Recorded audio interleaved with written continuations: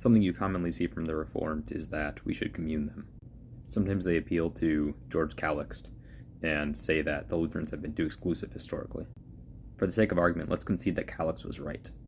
Even in Calixt's most ecumenical writings, it is not clear that we would enter communion with any non-Lutheran church bodies today. For example, Calixt is quite skeptical of the Reformed doctrine on God's will to save all, or rather, lack thereof.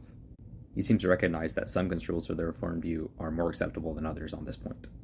Let's say we want to establish communion based only on the primary fundamentals. Jared and I discussed these some in our video critiquing the World Evangelical Alliance Confession. Primary fundamental articles include things like the Trinity, Christ in two natures, God's will to save all, and the universal nature of sin. More fringe groups are obviously excluded by the first two. It should also be noted that we couldn't enter communion with any church body that excludes us from communion, such as the Eastern Orthodox, Roman Catholics, or other related groups. This would be a violation of pastoral discretion. We also only enter communion with church bodies, not with random individuals. And to be clear, we're not talking about the edge cases of pastoral discretion, such as whether an LCMS pastor can commune a member of the Wells on his deathbed. The issue with Reformed bodies today is it is not clear that they uphold God's will to save all. Surely, in a sense, they do, but it is not clear that they follow this fundamental article. And to establish communion with the church body, it needs to be clear that they do indeed affirm the article, not merely that some people in the church body affirm it.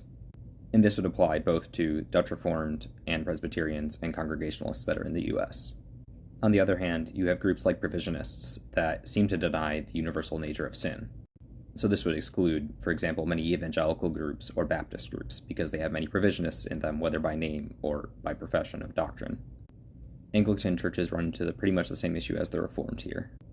There are certainly some high Calvinists in the Anglican church bodies today, and it is not clear that they affirm God's universal will to save all. And this seems to be permitted by the Anglican confessions themselves. Not by an explicit affirmation, but because it simply doesn't touch on the issue much. Now, there might be some small, obscure church bodies that would fit all of these definitions. For example, perhaps the Southern Methodist Church, which is a conservative and small Methodist church body.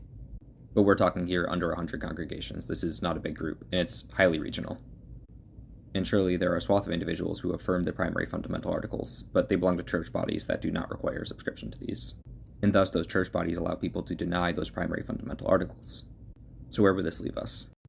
All this would really do is open communion to other small Lutheran church bodies.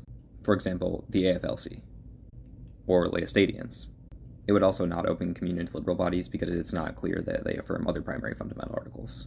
But all this is conceding to Calixt in the first place, which we probably don't do anyhow. So should we enter communion with the Reformed? The answer is no.